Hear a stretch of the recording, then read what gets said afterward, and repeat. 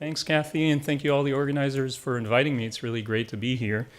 So my lab is interested in non-coding gene regulatory elements, and the reason is that we are great at genes, and so if this sequence was a gene, we'd probably pick it up because genes have these rules that we know. They start with an ATG and sort of end here with a TGA and have exons and introns that start with an AG and end with a GT. So we get an A for finding genes in the genome.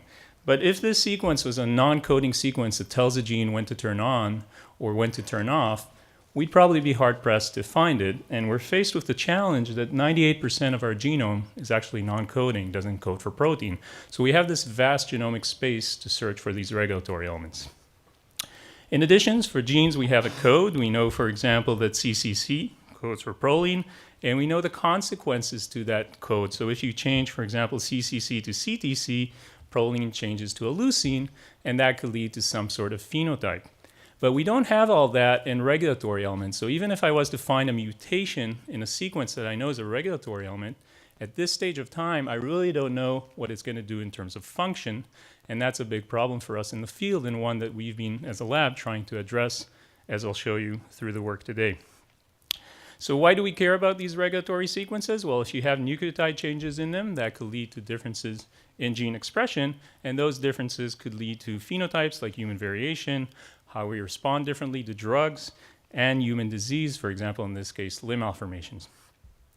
So what can we do about it? So in terms of 98% of the genome, what we and a lot of others have been using are various genomic technologies. One of them is ChIP-seq, which I'll show a lot today, so I'll briefly talk about ChIP-seq. And so ChIP-seq, let's say I'm interested in a certain tissue or cell type or so forth. Let's say it's the mouse embryonic limb. I can chop it off. I use formaldehyde to cross-link the DNA binding proteins to the DNA. So now transcription factors or whatever binds to the DNA sort of stuck on the DNA. I then chop off the DNA to smaller pieces. And then let's say I'm interested in this red transcription factor right here that binds to the DNA.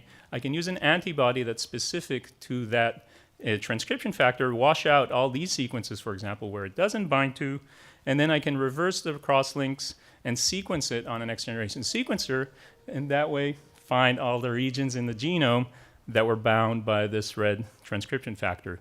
And I can also use, I'll show you today, a lot of histone marks that can tell me if this region is active or silenced based on the mark on the histones that wrap the DNA around. So what can we do about the fact that there's no code? And so what we've been doing quite a lot is trying to do some high-throughput characterization of a lot of these regulatory elements. And the main regulatory element that we've been working on are enhancers. So you probably all know this better than me, but just in case, here we have a gene that's expressed in the limbs, in the neural tube, and in the forebrain of a mouse developing embryo. And what people have seen is if you inject just the promoter and the gene itself, you don't get this complex expression pattern. However, if you inject a bigger chunk of DNA, you start seeing this expression pattern because there are DNA sequences called enhancers that tell it to turn on in the limb, in the neural tube, and in the brain. So the enhancers could be considered the promoters of the promoter.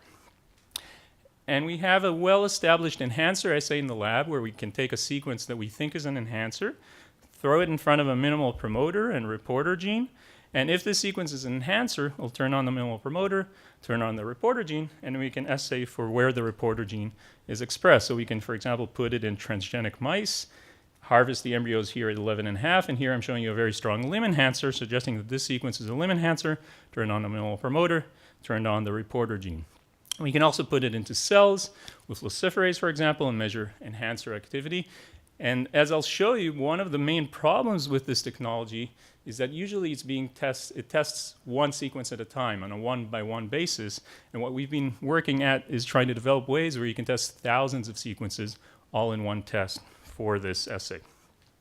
So I thought I'd start today with a bit about what we're doing in terms of pharmacogenomics in terms of regulatory elements, and then get a bit into human disease at the end. So in terms of pharmacogenomics, this is work by Marcelo Luzon, a very talented postdoc that now has his own lab in Brazil, who recently left the lab. And Walter Eckelbar is still in the lab, also a postdoc. And Ya Wang, who was a visiting Tsinghua student for 2 years, who did amazing work in those 2 years in the lab. And the project they worked on was on metformin, which is the first-line drug treatment for type 2 diabetes. So if you have type 2 diabetes, usually you're put on metformin. for the first 3 months to see if it helps you or not in reducing glucose levels. And it's being used because it decreases hepatic glucose production and increases glucose uptake in the muscle, has minimal risks, cardiovascular safety, and decreased cancer risk and improved cancer prognosis. And as such, it's also being used for a lot of other diseases now, including cancer, obesity, and so forth. However, metformin, at least in type 2 diabetes, has a very big problem where 35% of the patients that are actually on metformin will not respond to it, and they're being placed for 3 months on metformin while their diabetes can get worse and still do not respond. And so wouldn't it be great if we can figure out who's the responders versus the non-responders before we put them on this drug? Another problem with metformin is that the activity is not well known, has been sort of studied on a one-by-one sort of gene-gene basis. It's thought that it goes through the AMPK pathway, but there's been a lot of evidence also showing that non-AMPK pathways are also important, mitochondria and others, and so we thought it would be very interesting to look at it in a genome-wide sort of way. And so our experimental design was very simple. We take human primary hepatocytes and we treat them just with vehicle control, with metformin, and also with metformin plus compound C, which is an AMPK inhibitor, and so that will give us anything that's AMPK independent, not going through the AMPK pathway. And then we did RNA-seq to look at all the genes that are expressed in either one of these conditions. And so our RNA-seq found 1,902 differentially expressed genes.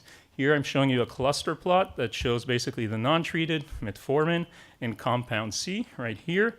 We see 1,203 genes that go up, 700 that go down, and we can look at clusters, for example, this cluster where it's down without metformin and goes up and remains up with the compound C, suggesting that this is AMPK independent.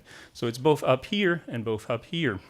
We can also see this big cluster right here where we have genes that only go up when you give metformin, but with compound C actually go down, suggesting that it's AMPK dependent and only an AMPK pathway. And we can look more in detail into those genes, and I'll show you one example later on. We can build these pathways now based on our RNA-seq analysis, and you can see a lot of things that were known before in terms of metformin response, but a lot of things also that are novel, and some of which we have followed up. In addition, we want to see the regulatory elements that are involved in metformin response, and so to do that, we've done ChIP-seq on all three conditions, both for active marks, so H3K27 acetylation basically will find me things that could be enhancers or promoters, and H3K27 trimethylation finds things that are silenced due to metformin response. And if we look, for example, at our H3K27, the active marks like promoters and enhancers, and look at where the ChIP-seq peaks gene fall and what genes are next to them, we see that they fall near a lot of things like that make sense, like increased insulin secretion and so forth, in terms of mouse phenotypes or go biological processes. So we think we have sort of good genes and good peaks that lie near these genes that we can try to better understand metformin response on a genome-wide level. I'll just show you one example for this. So there was about 2 GWAS studies that were done now for metformin response and treatment success. One of them found this SNP, RS11212617, that's in LD with treatment response, and it's located right here near this gene, ATM, over here.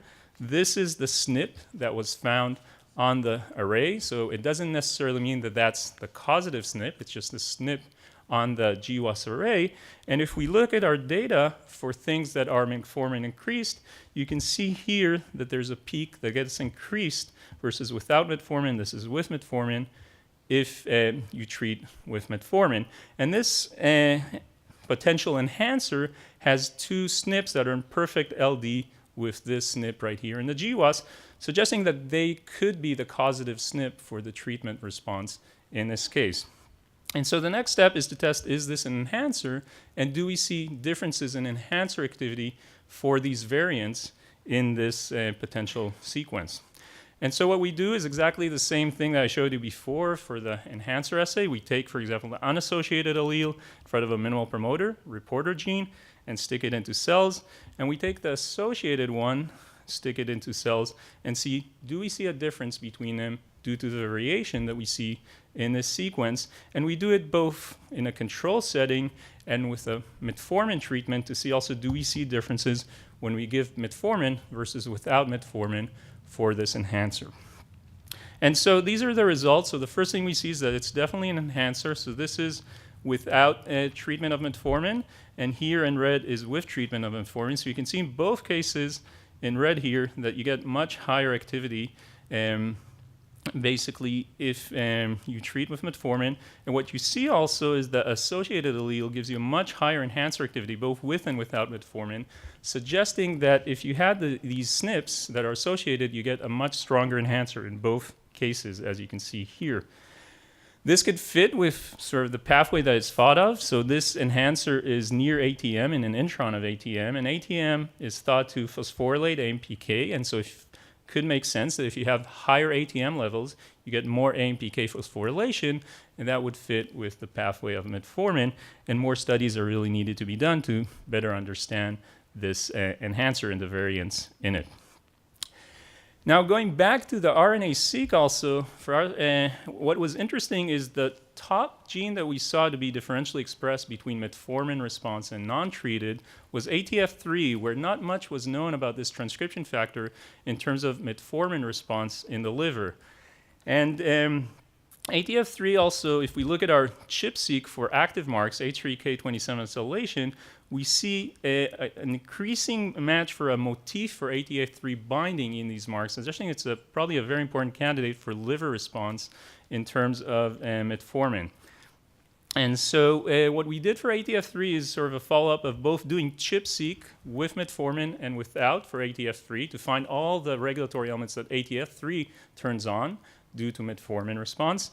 And we also did a lot of siRNA knockdowns for ATF3 where we treat with metformin and knock down ATF3 and see do we see changes in expression of genes following metformin response.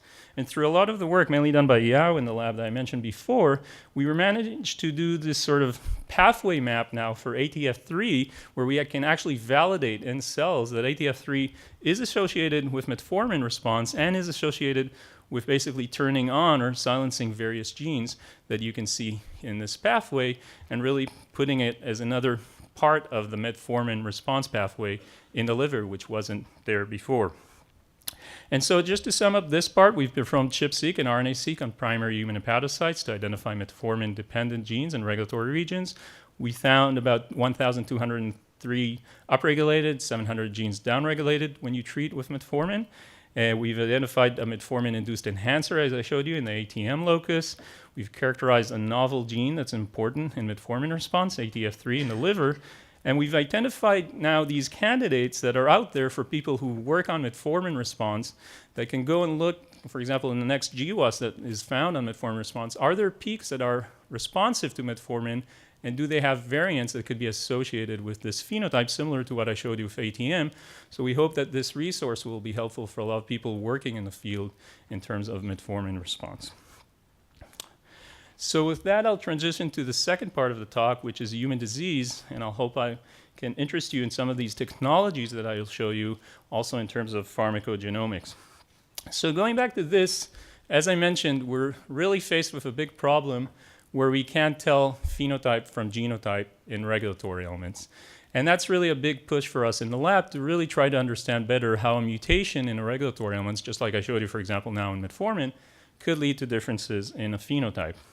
And so this is one of the sort of classic examples for this is the sonic hedgehog limb enhancer. So this enhancer, if you have mutations in the genes itself, in the coding regions, you have holoprosencephaly, cyclopia, one eye, limb defects, a lot of bad things. And this enhancer lies right here, about 1 megabase, 1 million base pairs away from sonic hedgehog, and it lights up right here in the limb. And if you knock it out in mice, you get mice with truncated limbs, as you can see here. And if you sequence patients with an extra finger, polydactyly, whoever has an extra finger has a mutation in this enhancer, as you can see here. And now there's over 16 different point mutations that have been found in this enhancer that lead to extra finger. The reason for showing you this enhancer is, despite it being the most characterized enhancer in terms of mutations in humans, I really have no idea what's going to happen if I find a new mutation in it, and I can't predict phenotype based on that mutation. And just to show you that example, This is a big family, a Swedish family that came into our lab that had exactly that same phenotype right here, an extra finger. And the first thing that we did is actually sequence it for the sonic hedgehog limb enhancer. And when we sequence it, we find a 13 base pair insertion that you can see here in the enhancer, and it segregates with everybody in the family that has the phenotype. So we think that insertion is the cause for that phenotype. So now we try to understand why a 13 base pair insertion can lead to exactly the same phenotype as the point mutations that I just showed you, and we really don't have an answer for that. So we can do some bioinformatic analysis and show that there's a lot of transcription factor binding sites that were inserted here. So that sort of gives me some prediction.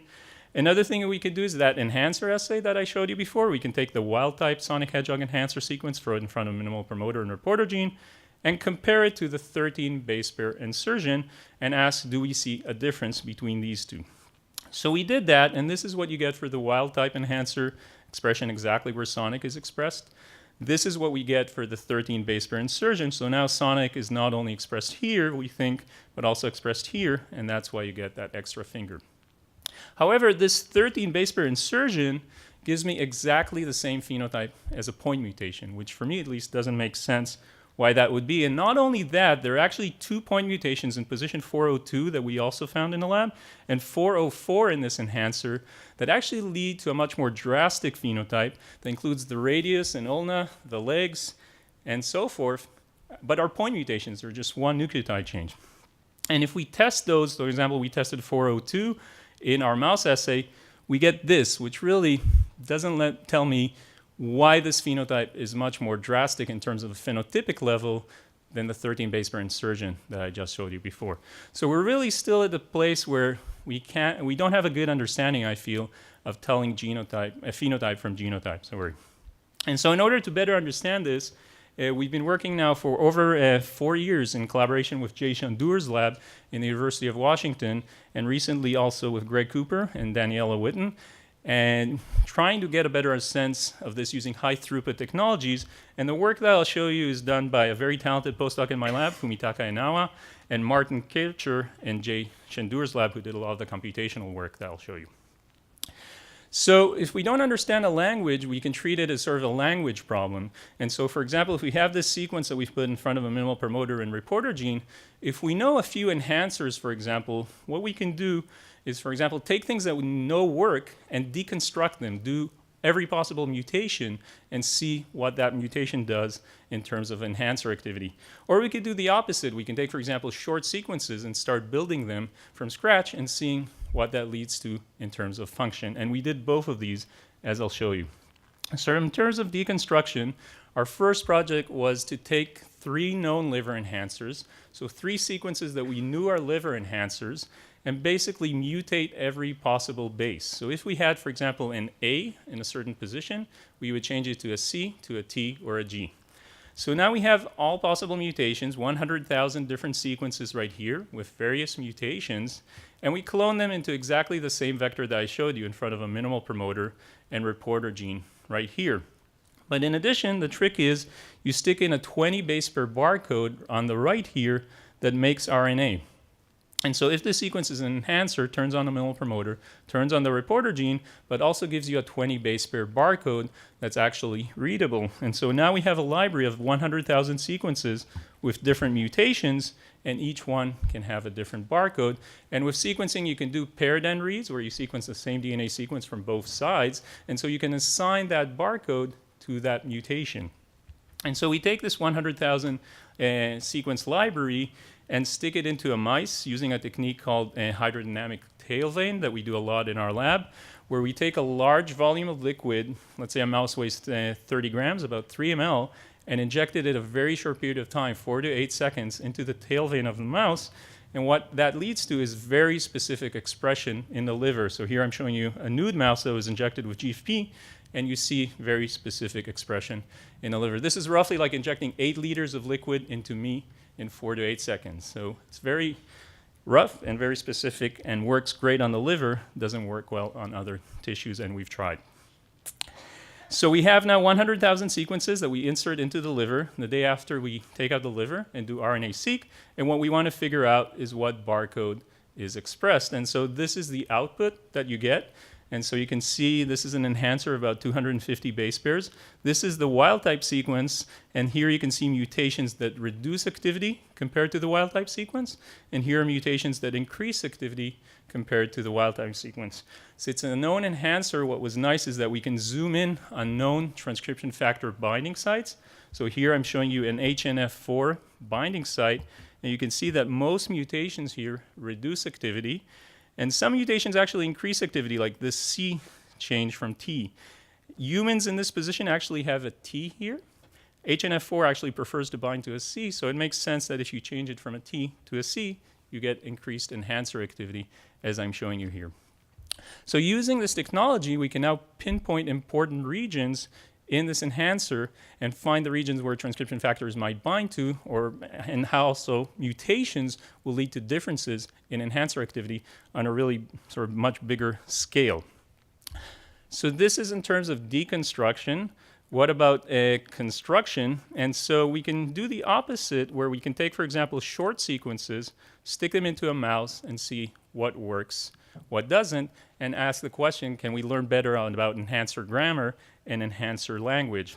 And so for our first project, for this, we chose 12 liver transcription factors. So these are the 12 different liver transcription factors. And we basically modeled them on 5,000 different sequences that were 168 base pair long on 2 neutral templates. So I'll slowly walk you through this. So we take 2 sequences that we know are not liver enhancers. We know they're negative when we stick them into the mouse liver.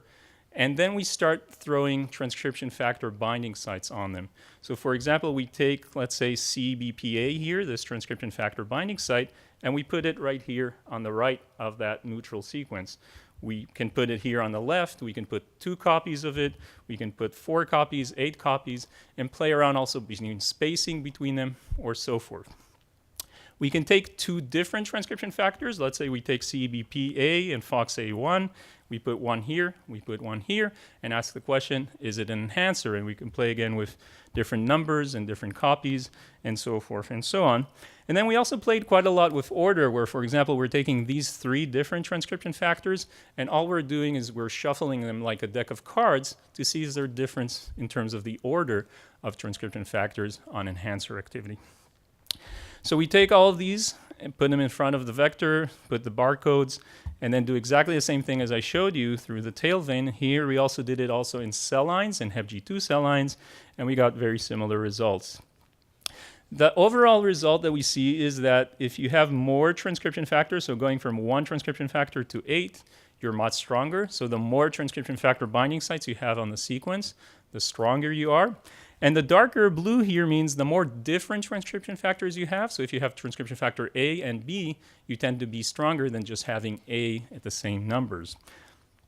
In terms of 1 transcription factor binding site, what we see is for some transcription factors, if you have more copies, so going from 1 to 8, you tend to be much stronger for these guys over here. But this was not a general case. So for these guys, no matter how many copies we have, we still are not as strong to show enhancer activity over our negative controls. In terms of 2 transcription factor binding sites, what was nice is that we can start doing, similar to protein-protein interaction networks, we can do transcription factor binding site interaction. So we can find, for example, if you have a red line here, it means that things interact with one another.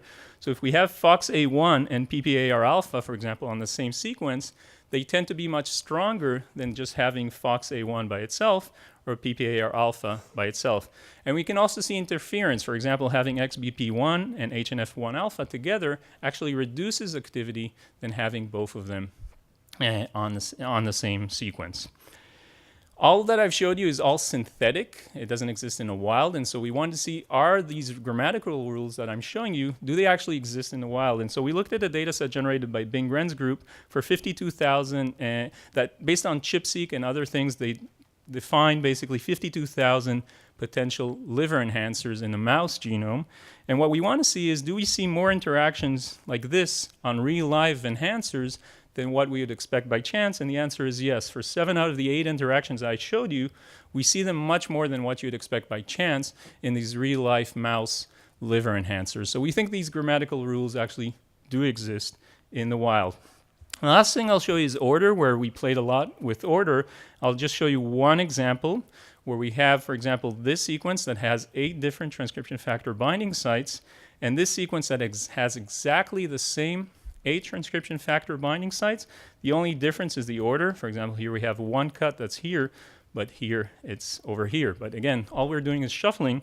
And when we do that, we do see big differences. So for example, this sequence was 6-fold higher than this sequence in terms of enhancer activity, suggesting that order is important for enhancer activity in this case. So just to sum up this part, not all transcription factors increase activity by having more copies. If you have different transcription factors, you tend to be stronger than having the same transcription factor all over again. Some transcription factors like to work with one another, and some interfere with one another, and order is important and can affect enhancer activity. And finally, we think that the grammatical rules that we observed can exist in real live enhancers, as I've shown you here. So just the final part of this is where we're going with this technology and what we're doing in terms of future approach, and hopefully I can interest you in some of these. And so I've shown you until now just enhancer assays, but we can also do promoter assays on these similar things. And we have now one big project that's slowly coming to its end, we hope, where we took 10 enhancers and 10 promoters that lead to human disease and various diseases, and you can see here the various diseases, cancer, for example, diabetes, hemophilia, cleft lip, limb malformations, and so forth, and basically did all possible mutations on them, just like I showed you for that liver enhancer. And so the idea with this is that, for example, with the sonic hedgehog limb enhancer, that the next time I get a new mutation in a patient that has a limb malformation, I can get a better sense of what that's doing on a functional level, and we think that's really important. And so unfortunately with the sonic hedgehog limb enhancer, we are not done yet. We're really close. So I thought I'd show you another example of the sort of advantage of this technology, and that's for the TERT promoter that's been associated with cancer quite frequently. So mutations in the TERT promoter, the telomerase promoter, in position either -146 or -124 are actually quite a big cause of cancer in humans. So it's estimated, for example, that either one of these mutations, 83% of patients with glioblastoma will have a mutation, either one of these mutations, 71% in melanomas, and so forth. So it's quite a big cause for cancer, and these mutations are actually activating mutations that activate telomerase and allow the cancer to progress, basically. So we took the TERT promoter and did all possible mutations and then assay it for promoter activity. And what we see is basically this, similar to what I showed you before for the liver enhancer. You can see that some mutations reduce activity here, and some mutations increase activity, as you can see here, including these two that actually are the ones that increase activity the most. And interestingly enough, these are actually -146 and -124 that are found in patients. So you can see how smart cancer is in really pinpointing the right mutations to lead to an increase in telomerase activity. In addition, what's really interesting is you see a lot of other activating mutations right here.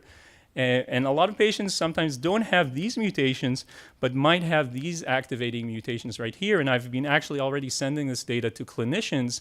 So if they find other mutations, they can get a sense of whether that's an activating mutation in that patient and try to get a better sense of what that mutation is doing.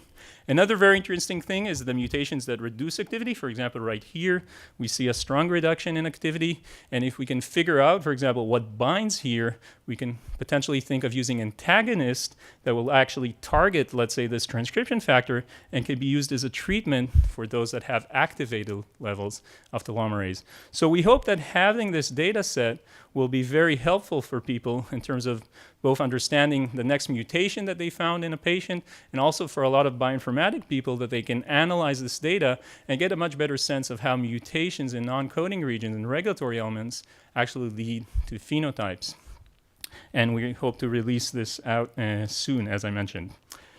Another thing that we can do is we can take, instead of just taking one enhancer and batching it, we can take thousands of sequences and test it. For example, we can take whole ChIP-seq data sets and just test them all at once in one experiment. We can, for example, treat them with a drug or without a drug and get results in one assay about what they might be doing on a functional level. And finally, the last thing that we've been working hard on in the lab is actually getting this to work as a lentivirus method, and that's been working very nicely now. The advantage of lentivirus is one that it integrates into the genome, and we see big differences between things that actually integrate into the genome versus all the other assays that people usually do that are episomal, that don't integrate into the genome, and give you very different results than what we see when we integrate into the genome. And actually, our first experiment was testing things that integrate, exactly the same library that integrates, versus a library that doesn't integrate. And as I mentioned, we see big differences between them. And in addition, another advantage of lenti is you can infect hard-to-transfect cells like neurons and so forth, and use it for that purposes. So with that, I'll end and just thank members of my amazing lab right here at UCSF, our collaborators in UCSF, in particular Kathy Giacomini, Sue Kwa, Deanna Krotz, and Lawrence, who's here, and our collaborators in UW, Beth Martin, Jay Shandur, Martin Kirscher, and Daniela Witten, in Hudson Alpha, Greg Cooper, and CBI, Ivan Ovcharenko, and our funding resource. And thank you very much for your time.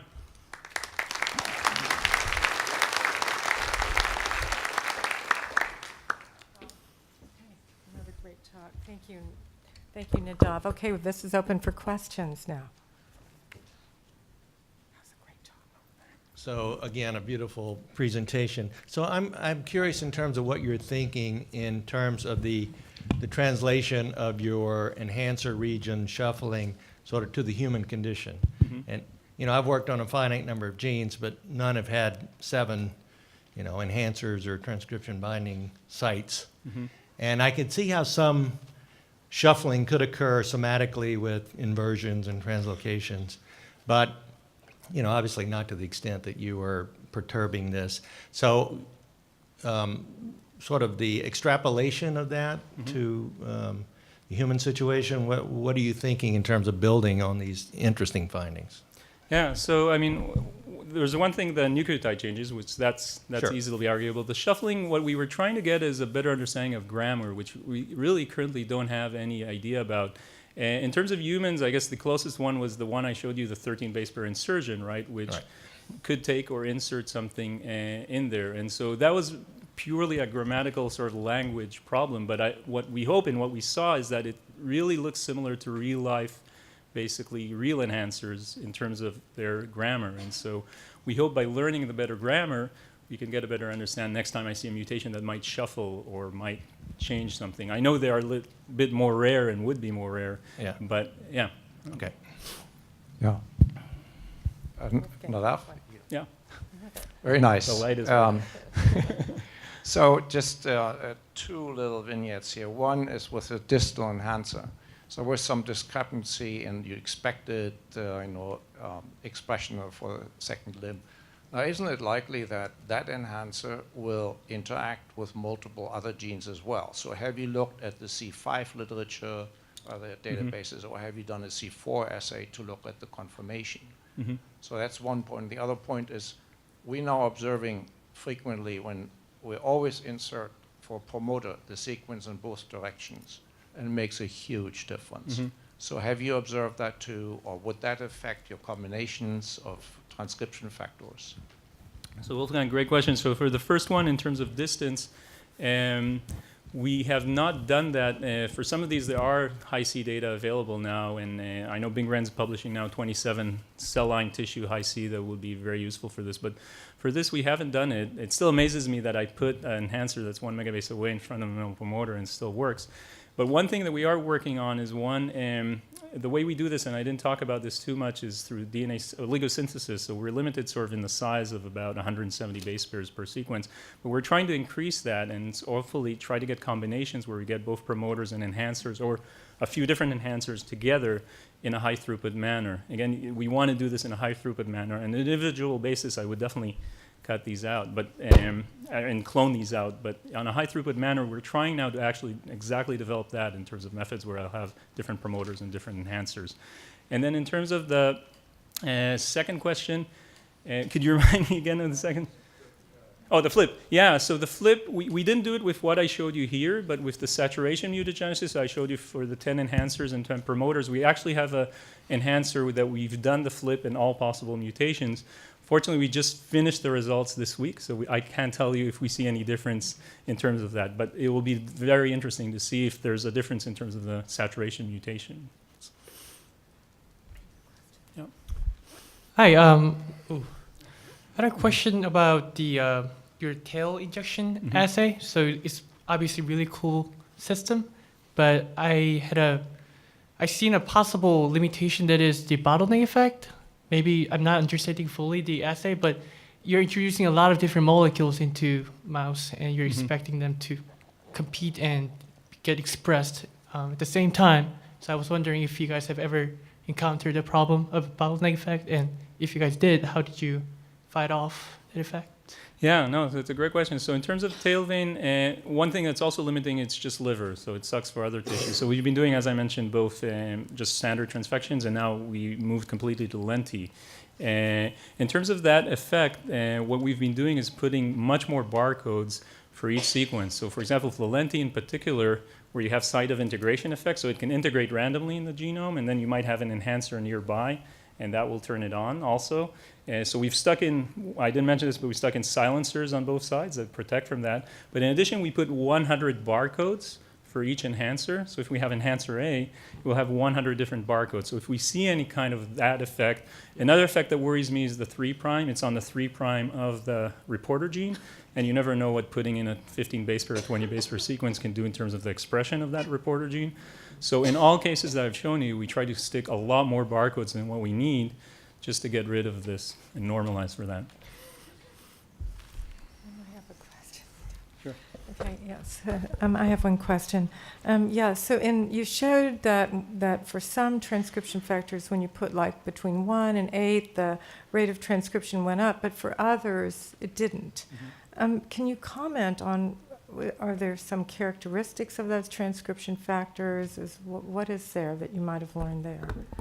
So yeah, the great question. So there we don't see any specific characteristics, but for some of them, there's very different position weight metrics. So for example, for HNF4 alpha, which really didn't work for us, there's a completely different position weight metrics, and we were limited to just choosing one, and so I think we made a bad choice there. And there's another one where I think we made another bad choice because there's two different ones and you don't know. But for some of them, we clearly think that it is not helping, because when we have them with another different transcription factor, it does work much stronger than just having that other transcription factor by itself. Okay. Other questions? Okay, let's thank Nadav for a great talk. Thank you.